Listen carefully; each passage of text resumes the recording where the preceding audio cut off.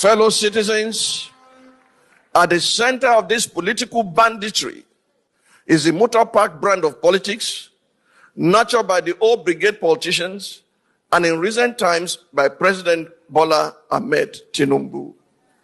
Mr. President, it is through your influence that the Nigerian National Assembly has become a haven for legislative rascality. Mr. President, it's under your watch that the National Assembly has become an extension of the executive, grossly violating the principles of separation of powers and rubber stamping the whims and caprices of your office, all while singing the international anthem of psychoviolence on your mandate, we shall stand. Mr. President, thanks to your political machinations, Nigeria is now bedeviled by a captured National Assembly, the most ineffective in its checks and balances role since the start of the Fourth Republic. In 2006, the Fourth National Assembly had the audacity to reject the tenure extension bid of a sitting president. In 2010, the Sixth National Assembly summoned the courage to stand against the power hijacking cabal and restore Nigeria to the path of constitutionality by invoking the doctrine of necessity.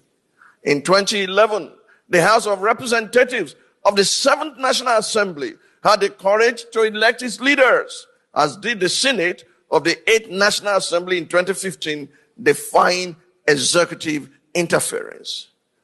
This National Assembly, the 10th, has by its unconstitutional endorsement of the president's abuse of powers proven to be the most spineless in our recent history.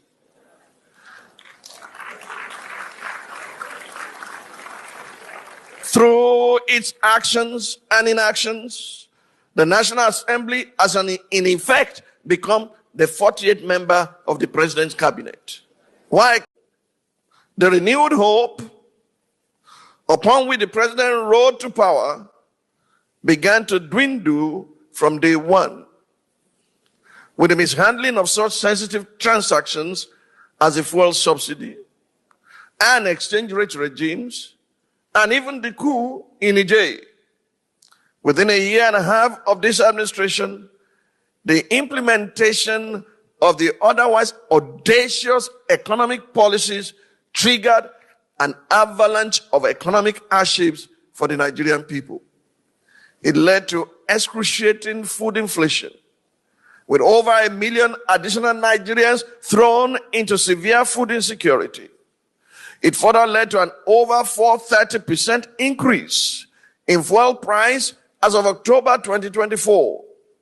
At the same time, Nigeria experienced the highest ever rate of currency depreciation and the lowest foreign direct investment record, going by data traced back to 2013, even as multinationals began to exit the country.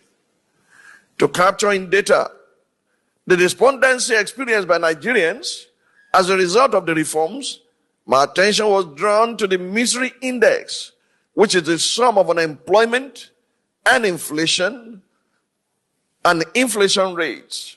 According to the Nigerian Economic Summit Group, NESG, Nigeria has one of the world's highest misery indexes, with many Nigerians experiencing a cost of living crisis and weak purchasing power due to rising inflation. Furthermore, a July 2024 report by the Financial Times describes the conundrum in these words. In the nearly 15 months since Bola Tinubu became president, he has forced his 220 million fellow Nigerians to swallow some bitter medicine. He removed the generous fuel subsidy, one of the few benefits citizens receive